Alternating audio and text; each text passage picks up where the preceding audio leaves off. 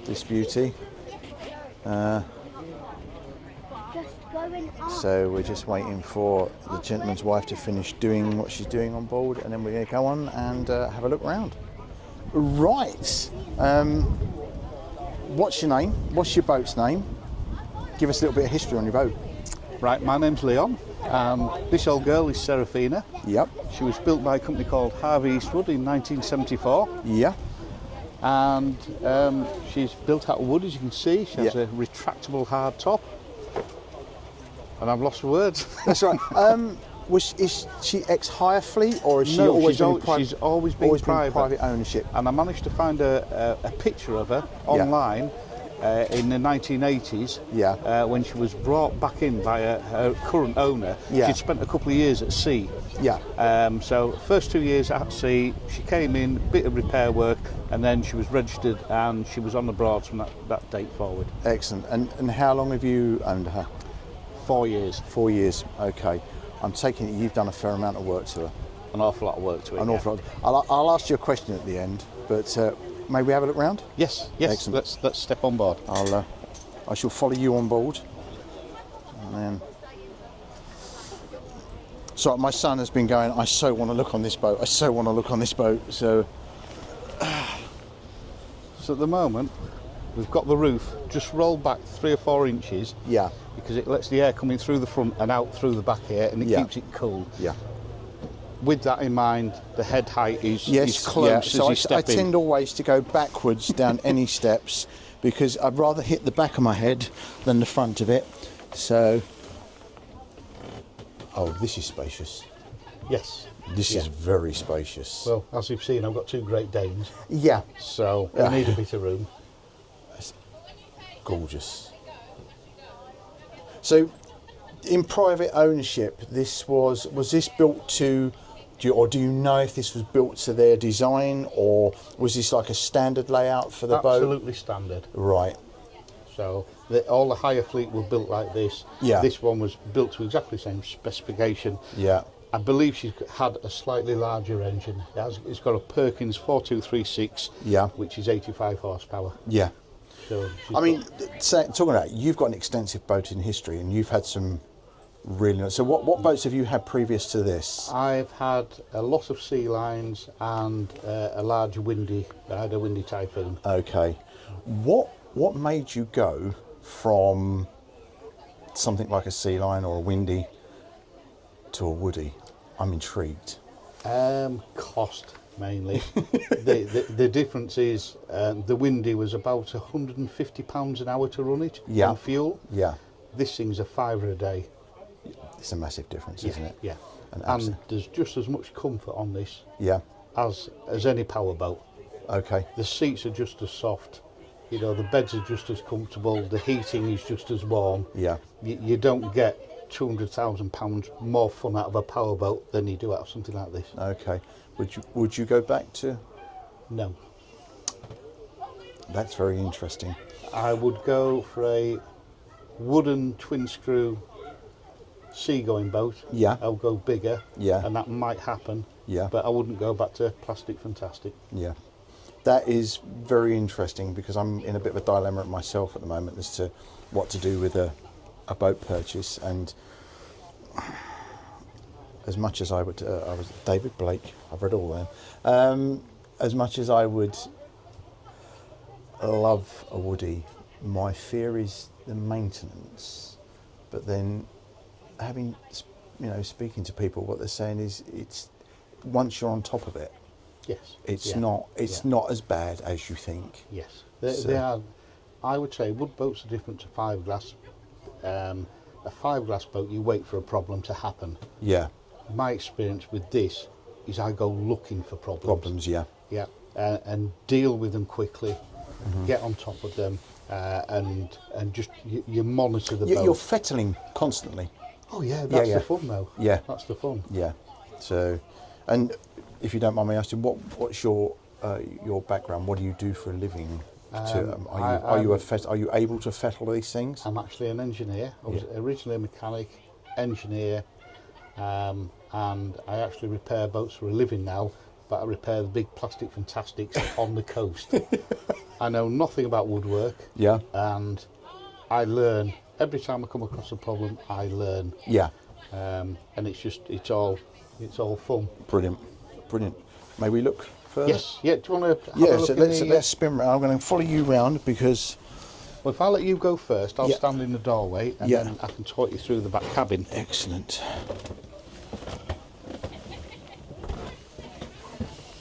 Oh, I love that. Those were already in when I bought the boat, and they were what made me want to buy the boat. That is absolutely gorgeous. Absolutely gorgeous. So, if you lay down on the bed, then you'll see what I see every morning when I wake up. Because you'll get all the beams on the ceiling. Oh, look at that.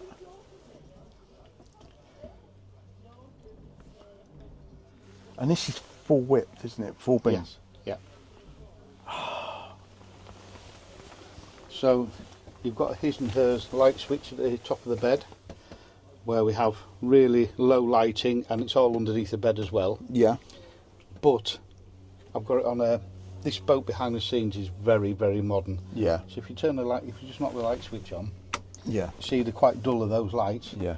But if we're making the beds and things, we do have dimmers hidden away out of sight, and it also illuminates all the bottom of the bed for when you're hoovering the floor and everything. Oh, that is brilliant. There is heating throughout. Yeah.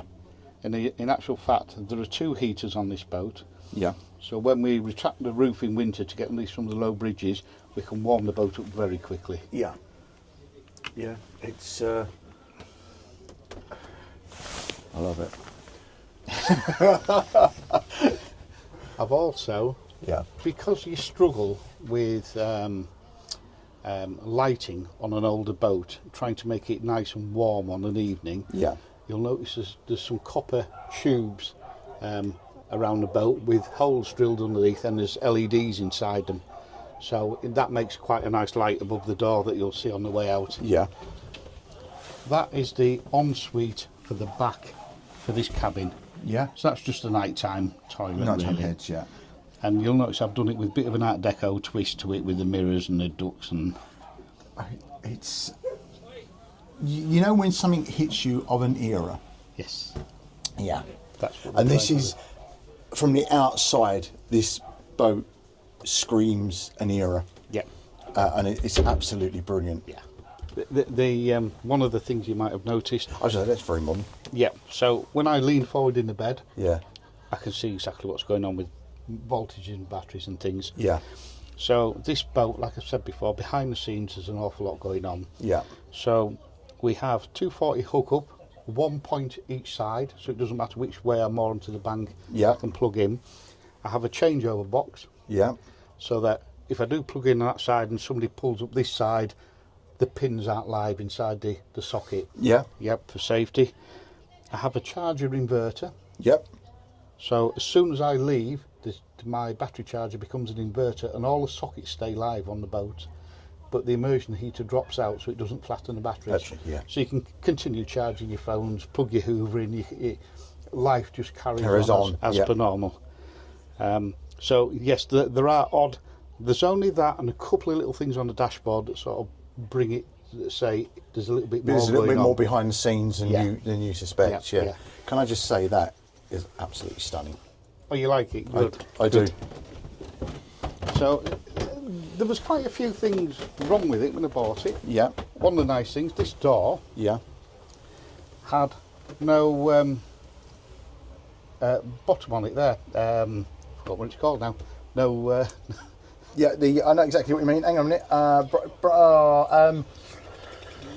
Yes. Yeah.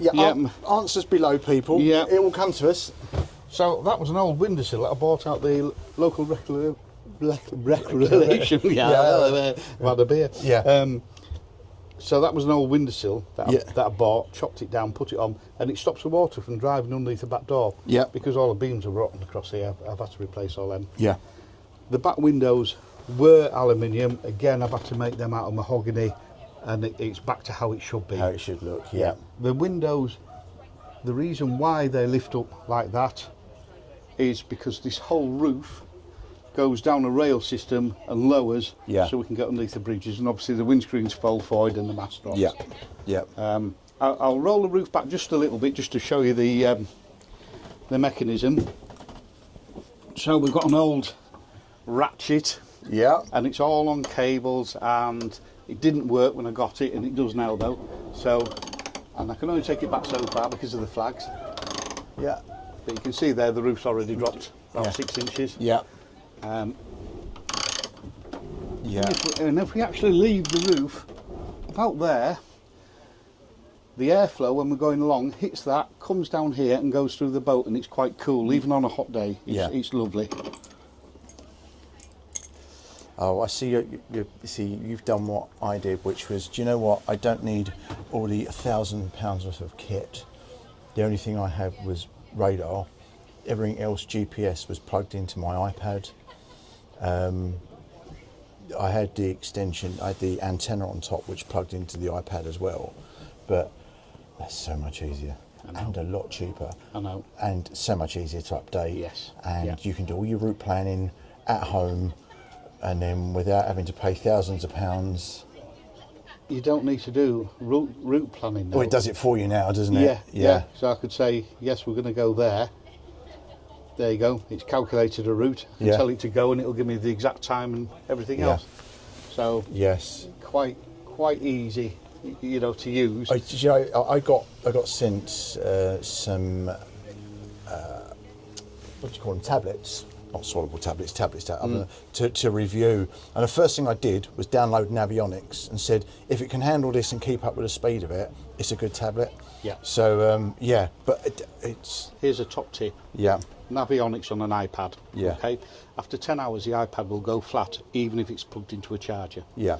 You must use a USB-C port. Yeah. And you must use a quality lead. These leads are speed rated. You see the thickness in the lead? Yeah. So if you use the wrong lead, it will actually drain it faster than it can charge it. All right. So if you do use Navionics on an iPad, decent lead and a USB-C port, because it knocks out more power. And That's worth remembering. It keeps it at 100%, and will actually charge it. If not, you'll notice the power percentage will start going down again, slowly. funny you can say that. I cruised from Loddon to Alton Broad using my iPad, and it was plugged in, and I did notice I left with 100%. I noticed by the time I got to Alton Broad I only had 80, and I was a bit confused as to, so that is question answered. Yes. Yeah. It was on a USB-C, but obviously the lead I was using was not. Yes. Not, and I've actually got one here that I can show you with. Yeah. So that is a USB. Yeah. On the top, that is a USB-C, and that will knock out more power. Yeah. So it's something that's worth noting. I've just noticed them. That's just hidden. I would not have noticed them had you have not come down and said, just let me show you that. Look at the width of the side decks. Yeah. So that would be a humongous waste of space, wouldn't it? Yeah. And behind there, there's storage behind there. We have deck chairs and God knows what thrown behind there. Yeah. I just, on Kingfisher, it's got bits hidden everywhere, which is like, I mean, that's a really good use of space. Yeah. That's a really good use of space. Engines obviously in the middle, underneath us. Yeah. Perkins 4236. Yeah. 100-gallon water tank there. Yeah. Hot water tank there. Yeah. And then on this side we have a 50-gallon fuel tank. Yeah. And a bit of ballast in front of it because we're slightly starboard heavy. Batteries are underneath there. Yeah. All the electronics and everything are all there, of which we have a lot. Yeah. So this boat's quite unique with its charging system. We've got a alternator to battery Stirling, basically power booster fitted. Yeah. So when I start the engine, it basically puts 90% of the charge into the house batteries and only puts 10% into the starter battery. Right. And it'll bring all the batteries up to 14%. But the thing I really like about it that I've noticed is when I shut everything down, the relays in the Stirling seem to stay open, and it pulls about 10% out of all the batteries, and then it shuts the bow thruster off the engine start battery, and then it's just on the house bank. Yeah. So that's really good. And what system's that? It's a Sterling. I can't remember now. It was about 3 years ago when I fitted it. Yeah. But again, everything's idiot proof for me. So I have voltage displays and a little picture of a battery with some red, green and amber bars in it, so you can tell. These are the original gauges, the top 3 are. Yeah. This is a much later gauge. Yeah. And the tacho used to come off a tacho generator on the engine. Yeah. It now comes off the windings on the alternator, because I have an hour meter on there. Right. Standard bow thruster. Yeah. Again, another nice little piece of kit. And remote control. Remote control. Yeah. Which is, it's a £15 remote control for a winch on a recovery truck. And they're fantastic. However, if you're trying to pair one with a Lumar bow thruster, you need to use 2 extra relays, because the Lumar switch to negatives, most people switch to live, so you just need a couple of relays, which it does give it a slight delay, but not bad. Yeah. Brilliant. With the age of this boat, it had no gauges or anything on it at all, so we now have wastewater tank, water tank, fuel tank, and I don't know if you noticed in the back heads there's a little gauge in there. Yeah. And the light's permanently lit up red, so on the night time when you go in there, you get a bit of a night light, so you know what you're doing, you don't have to turn the lights on. Yeah. And the same with these. These are always on, so it just casts a very low red glow on the night time, so you don't need to be turning lights on. That's brilliant.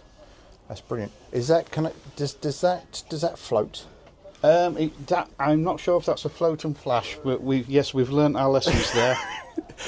there is a bit of a joke, isn't there? But I won't.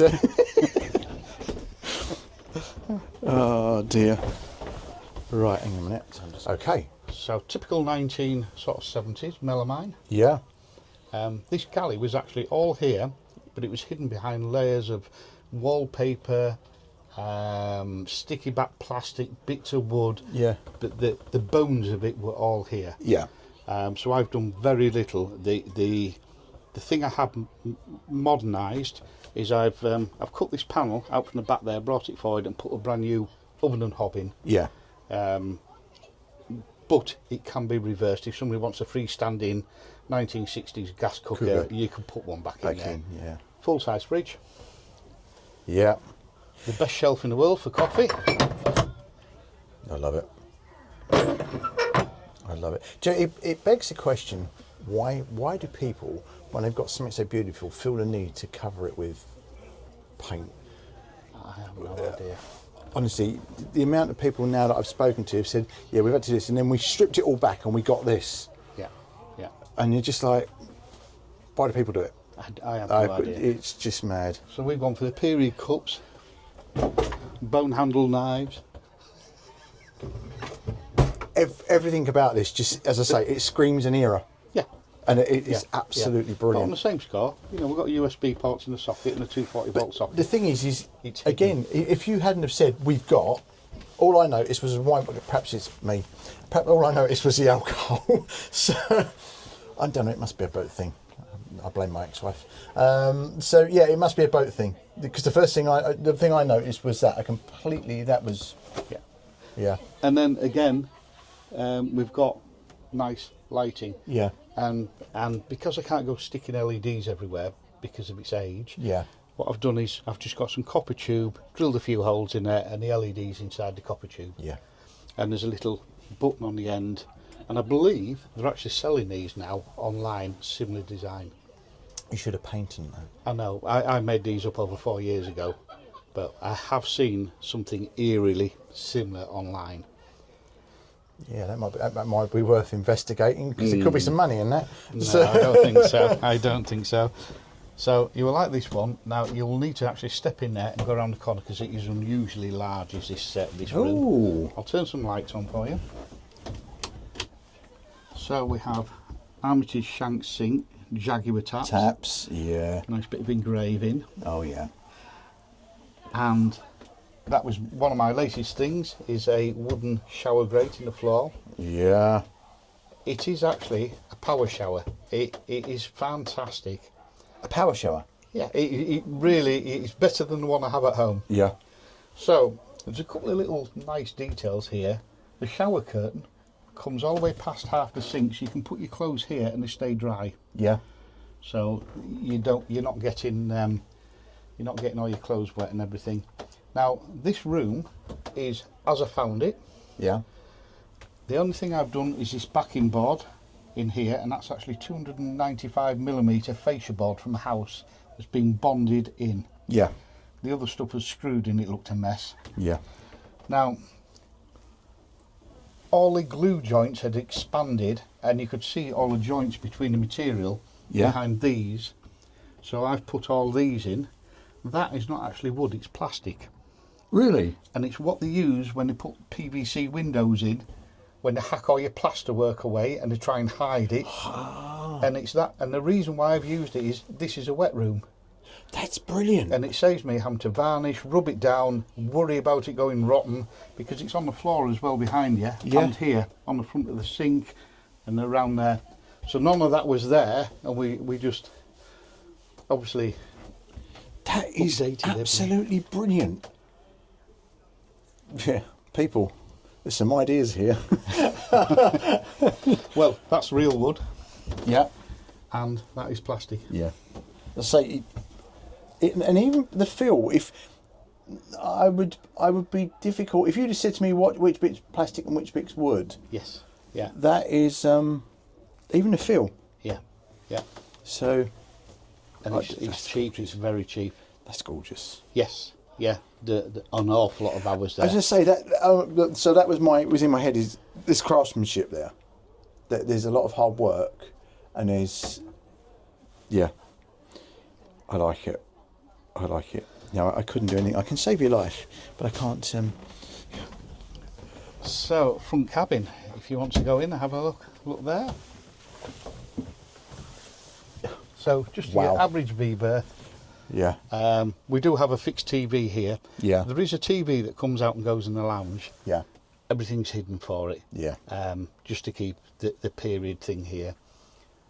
You might notice these on top of the windows. So mosquito nets on every single window, and if you look above your head, that hatch is open, and that's a mosquito net there. Oh wow! Just stops you being bitten to death. And do you make these yourself? Yes. Yeah. Yeah. Brilliant. Yeah. And you might like the curtains. I'm not very good with material, but I'm okay with wood. See, that's the best curtain ever. Yeah. That's brilliant. That's absolutely brilliant. This is. I know you say it's a standard, but it's a very roomy. Oh wow! Again, Art Deco kind of twist on it, and again we have. Yeah. And I've actually gone for the satin finish in here as opposed to the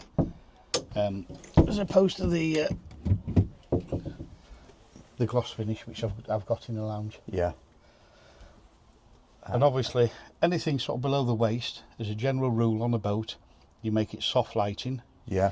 Anything above, yeah, you make it bright white. Bright lighting. Yeah. Yeah. And I've seen people make that mistake a lot.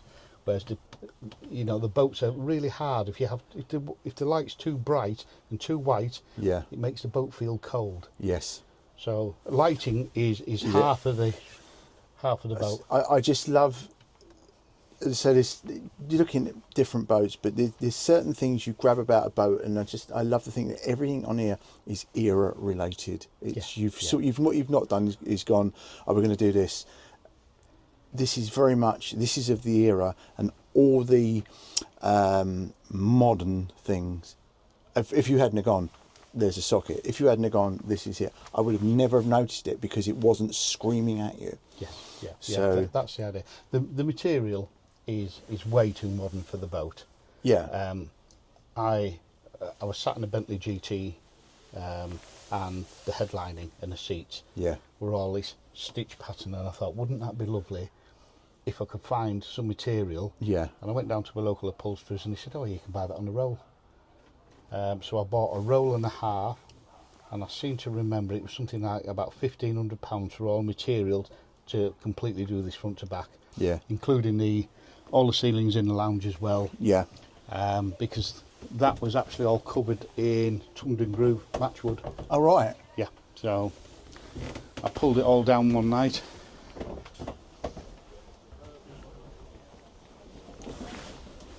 Yeah, that is because I had a GT, I had a flying spur, and this is very much of the ilk, isn't it, of how it is? Yeah. That is. Well, you should have seen my. So I had a Sea Line S42. Yeah. And I sat in a Rolls Royce. I think it was the Ghost with the stars. Yeah. And I thought, wouldn't that be nice if I could have that on my boat with the canvas top? And I thought, how could you do that? I bought a light curtain off eBay for about £10. Mm-hmm. And basically just fastened it up with some clips, because on the night time you can't see the wires or anything. No. So when you sat there in the cockpit having a few beers and it's all twinkling above you, it's like you don't have the roof on the boat. And it's amazing. Absolutely love it. Okay, $1 million question here. Yes. How much do you think you've spent on her, and how much have you told the wife you've spent on her? I probably spent about £4,500 on her, not including my time. Yeah.